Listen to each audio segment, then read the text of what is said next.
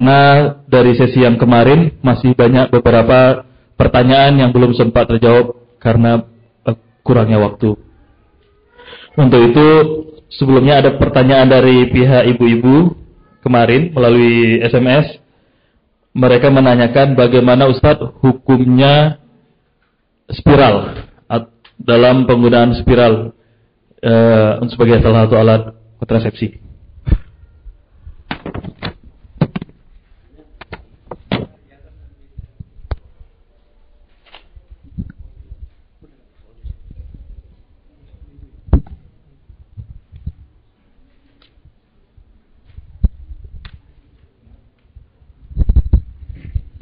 Bismillah, alhamdulillah, wassalatu wassalamu ala rasulillahi wa ba'd. Sambil mengisi waktu menjelang Isya, kita isi dengan tanya jawab. Pertanyaan pertama tadi, bagaimana hukumnya pemasangan spiral? Spiral itu salah satu cara ber-KB ya? Ada dua hal. Pertama, bagaimana hukum ber-KB. Kedua, bagaimana hukum ber-KB dengan cara memasang spiral. Hukum asal ber-KB dalam arti tahdidun nasl atau pencegahan kelahiran atau pembatasan kelahiran, hukum asalnya tidak boleh. Karena apa? Karena bertolak belakang dengan tujuan utama dari pernikahan itu sendiri. Tujuan utamanya adalah menghasilkan anak. Dan ini yang menjadi kebanggaan nanti di akhirat bagi Nabi SAW. Kata beliau, tazawwajul waludal wadud fa inni mukathirum bikumul umam yaumal qiyamah.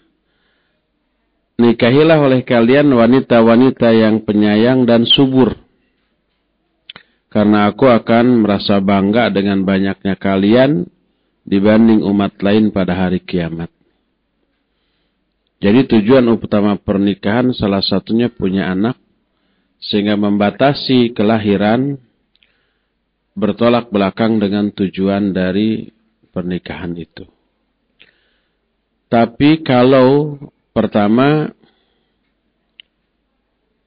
melahirkan anak menimbulkan madarat, karena kondisi sang ibu yang tidak memungkinkan hamil menurut pemeriksaan medis umpamanya. Kalau hamil lagi bahaya baik ke anaknya maupun ke ibunya. Maka menghindarkan punya anak bisa wajib. Karena apa? Karena untuk menghindarkan diri dari kebinasaan. Allah berfirman, wala tulqu bi aidikum ila tahlukah. Jangan kalian menjerumuskan diri kalian ke dalam kebinasaan. Jadi kalau menurut pemeriksaan dokter berbahaya apabila hamil lagi, maka wajib berusaha tidak hamil. Itu yang pertama. Kedua, Syekh Al-Utsaimin pernah ditanya boleh enggak menunda kelahiran, bukan menghentikan kelahiran. Menunda karena anak yang ada masih kecil, baru 3 bulan, 4 bulan yang apabila dalam usia itu punya anak lagi, hamil lagi, mungkin secara medis kuat menurut pemeriksaan dokter gitu ya, rahimnya kuat. Tapi seusai lahir si ibu kerepotan mengurusnya sehingga keteteran. Maka dalam kondisi seperti itu Syekh Al-Utsaimin menyatakan dibolehkan menunda kelahiran sampai memungkinkan. Setelah usia anak 2 tahun baru berupaya lagi atau diprogram lagi untuk punya anak umpamanya. Nah itu 2 uzur yang membolehkan dihindarinya kehamilan. Pertama kalau berbahaya, kedua dalam rangka menunda kelahiran agar anak yang lebih dahulu lahir terurus dulu dengan baik. Otomatis dua kondisi ini membolehkan seseorang ber-KB dengan dua kondisi tadi.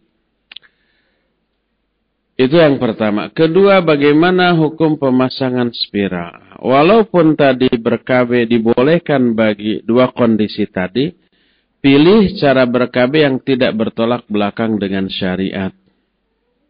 Adapun yang bertolak belakang dengan syariat, pertama, kalau merusak tubuh. Seperti dipotong secara permanen vasektomi atau tubektomi. Sehingga selamanya tidak akan menikah, tidak akan punya anak. Kedua, hindarkan cara ber-KB yang mengakibatkan terbukanya aurat. Seperti operasi, termasuk pemasangan spiral. Karena pemasangan spiral kan harus jalan operasi juga kalau nggak salah ya. Atau gimana, saya juga nggak tahu. Tapi yang jelas aurat pasti terbuka gitu kan.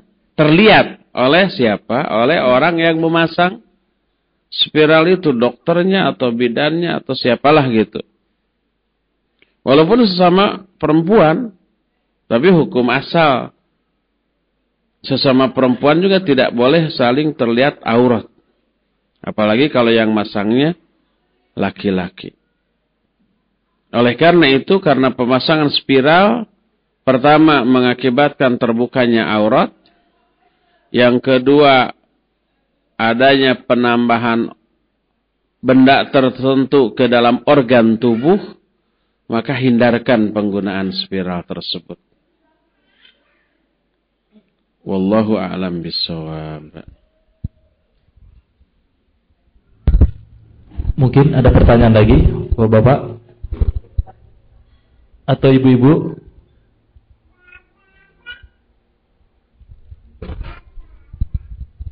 Terima kasih Pak Ustadz. Menanggapi apa yang Bapak sampaikan, ada sebagian laki-laki beranggapan bahwa anak itu amanah, Pak.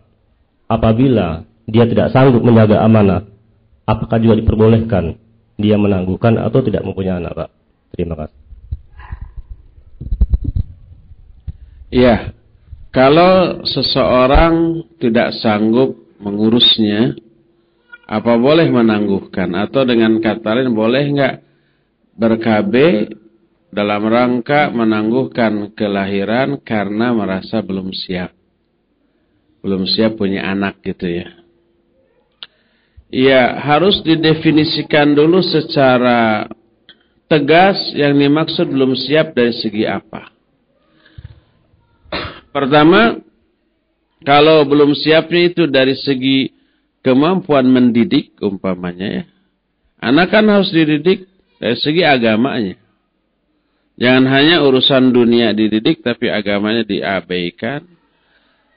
Dan orang tua merasa agamanya belum benar atau belum faham, belum bisa mendidik agama. Maka itu bisa diantisipasi dengan cara disekolahkan. Ada TKA, TPA, ada pas pesantren, ada guru privat.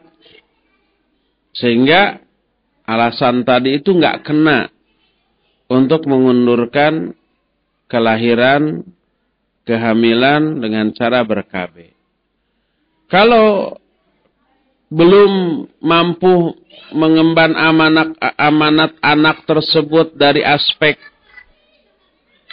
finansial, umpamanya dari aspek ekonomi, maka berarti ragu terhadap jaminan Allah di dalam Al-Quranul Karim yang menyatakan la taqtulu auladakum khasyata imlaq nahnu narzuqukum wa iyyahum. Jangan kalian bunuh anak-anak kalian karena takut kelaparan. Kamilah yang memberi rezeki kepada kamu dan kepada mereka. Wa ma min dabatin fil ardi illa 'alallahi rizquha. Tidak ada satu makhluk melata pun di muka bumi kecuali Allah lah yang menjamin rezekinya. Lalu Allah pun berfirman dalam Al-Quran, Iyakunu fuqara yughnihumullahu min fadlih. Nikahkan hamba sahaya itu kalau mereka fakir, kalau mereka miskin, maka dengan menikah Allah akan memberikan kecukupan kepada mereka dari karunia-Nya. Jadi siapa orang yang menikah karena memelihara agamanya, Allah jamin rizkinya. Makanya berkata Abu Bakar As-Siddiq radhiyallahu an, Ati'ullaha fi amrin nikah, taati oleh kalian Allah dalam hal perintah nikah, maka Allah akan melaksanakan janjinya untuk menjamin rizki kepada kalian. Berkata Abdullah bin Mas'ud, iltamisur rizqa bin nikah. Carilah oleh kalian rizki dengan cara menikah. Jadi baik ayat maupun hadis memberikan jaminan yang lengkap bahwa siapa yang menikah akan dijamin rizkinya termasuk anak-anak mereka. Oleh karena itulah, kalau kebelum siapan ini menyangkut rezeki anak nanti, maka itu tidak boleh dijadikan sebagai alasan. Wallahu a'lam bishawab.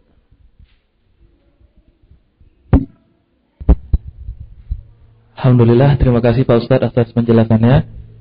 Untuk diingatkan kembali kepada ibu-ibu, jika ada pertanyaan silahkan dapat mengirimkan SMS ke nomor 94045 Saya ulangi, 94045 Mungkin ada pertanyaan dari pihak bapak-bapak atau masalah akidah yang kemarin Pak yang mungkin belum terjawabkan ahli sunnah wal jamaah.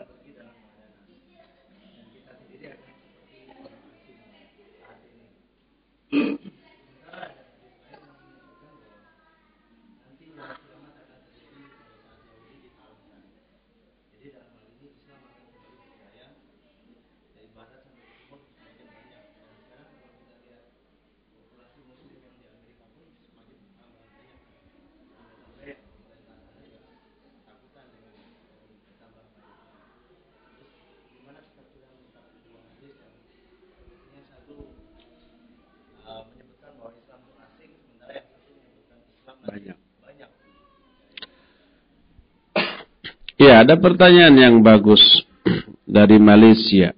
Malaysia ya? Oh, Indonesia. Kemarin yang 2 orang itu satu lagi mana? Oh iya. Ada banyak kan. Tapi mirip-mirip Malaysia bahasanya. Oh, karena serak. Karena serak jadi mirip Malaysia. Kemarin dijelaskan Islam ini akan kembali asing di akhir zaman. Tapi ada hadis lain suatu saat Islam ini akan jaya lagi. Dua-duanya benar. Hadis yang menyatakan Islam akan jaya lagi, iya. Hadis yang menyatakan Islam nanti akan dianggap asing, iya. Apakah kedua-duanya bertentangan? Tidak. Adapun makna dari kedua hadis tersebut, pertama, yang dimaksud orang-orang yang diasingkan adalah orang yang menegakkan sunnah, menghidupkan sunnah. Dia diasingkan bukan oleh orang kafir, tapi oleh sesama muslim yang tidak mengenal sunnah. Makanya Nabi SAW juga bersabda, Fatuba lil ghuraba alladzina yuslihuna ma afsada nasu min sunnati. Berbahagialah orang-orang yang terasing, yaitu orang-orang yang memperbaiki sunnah-sunnah aku yang sudah dirusak oleh manusia. Alladzina yuhyuna ma amatan nasu min sunnati. Orang-orang yang menghidupkan kembali sunnahku ketika orang lain memadamkan atau mematikan sunnah ini. Jadi orang Islam diasingkan oleh orang Islam lagi. Yang diasingkannya adalah orang-orang yang berpegang teguh kepada sunnah, yang mengasingkannya mayoritas yang nggak paham sunnah tersebut. Seperti dianggap asingnya jenggot, seperti dianggap asingnya ngatung, cingkrang celana. Kalau dulu-dulu dianggap asingnya kerudung. Zaman saya SMA, ada 1-2 orang yang ke sekolah pakai kerudung, gugurnya luar biasa. Dilarang oleh sekolah. Sampai ada yang dikeluarkan, ada yang nggak boleh ikut mata pelajaran tertentu. Nah, seperti itu menunjukkan keterasingan di kalangan sama umat Islam sendiri. Umat Islamnya banyak dari sisi kuantitas, tapi dari sisi kualitas super minim. Akhirnya mereka mengasingkan orang-orang yang menghidupkan sunnah. Oleh karena itu, walaupun jumlah umat Islam di dunia bertambah, tapi pertambahan jumlah tersebut hanya sekedar di kalangan orang-orang awam yang buta tentang sunnah yang sebenarnya. Akibatnya walaupun umat Islamnya yang banyak, tapi awam, tetap aja yang menegakkan sunnah dianggap asing oleh sesama umat Islam itu sendiri. Itu yang pertama. Kedua, Nabi SAW pernah menyatakan bahwa kelak akan tegak lagi khilafah alal manhajin nubuwah. Kekhalifahan yang tegak di atas manhaj nubuwah. Manhaj itu ya sebuah sistem pemahaman Islam yang kemudian diterapkan yang sesuai dengan apa yang dicontohkan oleh Nabi Sallallahu Alaihi Wasallam. Pada saat tersebut, pertama, sunnah tegak. Karena apa? Karena kekhalifahan itu bukanlah hasil kerja keras di bidang politik, perjuangan di bidang politik atau sosial, bukan. Kekhalifahan adalah anugerah yang Allah berikan kepada orang-orang yang layak. Yang layak diberi anugerah kekhalifahan adalah orang-orang yang akidahnya lurus, lempeng, ibadahnya bagus, akhlaknya mulia, dan tentu saja yang tadi sunnah tegak. Baru Allah akan berikan anugerah yang berupa kekhalifahan. Seperti yang pernah terjadi di zaman Khulafaur Rasyidin, Abu Bakar, Umar, Utsman, Ali. Kenapa mereka memperoleh pemimpin sehebat Abu Bakar, Umar, Utsman, Ali? Karena memang kualitas rakyatnya itu mengakibatkan mereka layak diberi pemimpin seperti itu. Sehingga Al-Imam Ibnu Qayyim Al-Jauziyah menyatakan, pemimpin suatu negeri adalah gambaran dari kondisi rakyat yang dipimpinnya. Kalau rakyatnya mayoritas pencuri, maka pemimpin yang akan maju, yang akan Allah berikan kepada mereka, ya koruptor.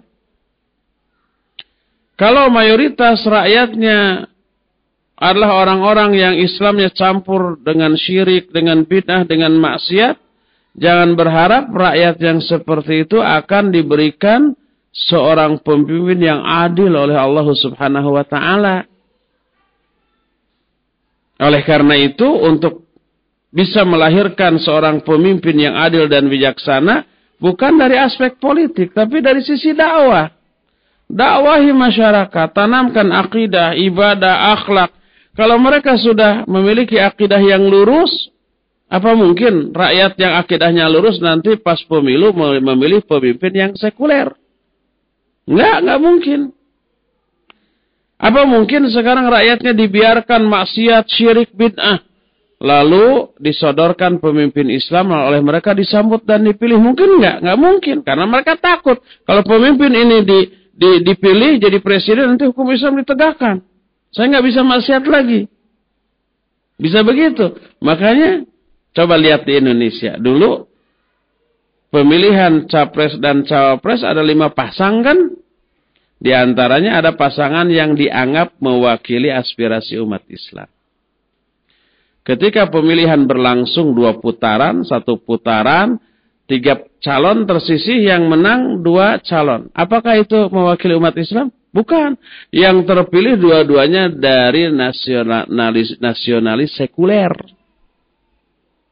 Yang mewakili umat Islam dianggap mewakili umat Islam semua memiliki suara yang rendah kan? Nah, itu sudah mencerminkan gagalnya dakwah. Oleh karena itulah, maka kata Imam Ibnu Qayyim sekali lagi, pemimpin sebuah bangsa adalah cermin dari kondisi rakyat yang dipimpinnya. Jangan berharap kalau rakyatnya umpama masih jauh dari Islam, Allah akan menganugerahkan pemimpin yang adil, yang Islami. Jangan berharap. Makanya ketika dulu di zaman Abu Bakar, pemimpin terhebat sepanjang sejarah kehidupan manusia setelah Nabi sallallahu alaihi wasallam.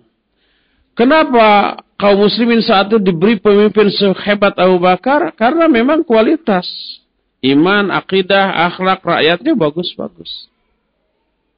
Abu Bakar meninggal. Jadi Umar. Masih bagus. Umar meninggal. Utsman. Kualitas kebagusannya berkurang. Sampai Ali tambah kacau lagi. Ketika di zaman Ali bin Abi Thalib ada seorang rakyat yang mengatakan, hai Ali, ketika kami dulu dipimpin oleh Abu Bakar dan Umar, keadaan aman-aman aja, beres-beres aja. Tapi ketika kami dipimpin oleh engkau, kok jadi semrawut begini? Apa jawaban Ali? Ali menyatakan, karena ketika Abu Bakar dan Umar menjadi pemimpin, rakyat yang dipimpinnya seperti aku. Ketika aku menjadi pemimpin, rakyat yang dipimpinnya seperti kamu. Gitu. Oleh karena itulah, maka di saat kekhalifahan tegak di atas manhaj nubuwah, menunjukkan Islam tegak, sunnah tegak, akidah lurus, dan itu anugerah dari Allah Subhanahu wa Ta'ala. Pada saat seperti Islam tidak lagi dianggap asing, tidak. Tapi nanti setelah kekhalifahan ini tegak, kemudian semua kaum dikuasai lagi seluruh dunia, kesejahteraan merata kembali sampai orang mengeluarkan zakat juga susah yang nerima. Nyuruh orang nih salurkan zakat saya. Gini ternyata nggak ada satu pun yang nerima, balik lagi ke pemiliknya. Nanti akan terjadi seperti itu. Nah, terus setelah itu mulailah umat Islam tertipu lagi dengan kehidupan dunia, mulai luntur lagi, terus sampai hari kiamat, sampai pada titik yang paling buruk dari kehidupan manusia, di saat manusia tidak lagi ada yang beriman, tidak ada yang menyebut nama Allah, barulah terjadi kiamat. Oleh karena itu yang dimaksud Islam kelak akan kembali dianggap asing, tidak berlaku di semua waktu, enggak. Tapi di waktu-waktu tertentu, termasuk waktu sekarang, Islam masih dianggap asing oleh komunitas mayoritas umat Islam sendiri. Nah, nanti begitu kekhalifahan tegak, Islam tidak lagi dianggap asing. Tapi setelah itu, kelak di akhir zaman akan kembali dianggap asing. Oleh karena itulah, penerapan hadis yang menyatakan Islam akan kembali asing, tidak berarti seluruh waktu yang kelak akan dialami, enggak. Pada masa-masa tertentu dan di tempat-tempat tertentu, Islam tidak lagi dianggap asing. Wallahu a'lam bishawab. Ya, sekarang sudah adzan Isya. Kita break dulu sebentar, nanti sebentar lama ya, karena di sini Isyanya lama. Dari adzan ke qomat setengah jam. Nanti kita akan kembali lagi ke sini seusai melakukan salat Isya. Sekian dulu sekarang. Subhanakallahum bihamdik asyhadu an la ilaha illa ant astaghfiruka wa atubu ilaik. Walhamdulillahirabbil alamin. Wassalamualaikum warahmatullahi wabarakatuh.